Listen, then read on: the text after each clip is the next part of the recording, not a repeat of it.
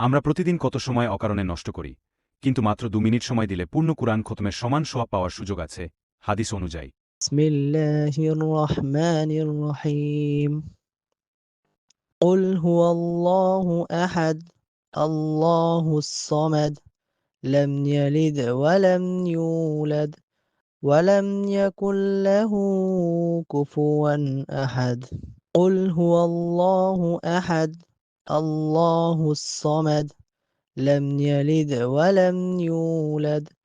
ولم يكن له كفوا أحد قل هو الله أحد الله الصمد لم يلد ولم يولد ولم يكن له كفوا أحد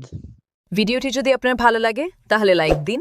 আপনার মতামত জানাতে কমেন্ট করুন এবং সওয়াবের নিয়তে ভিডিওটি শেয়ার করুন।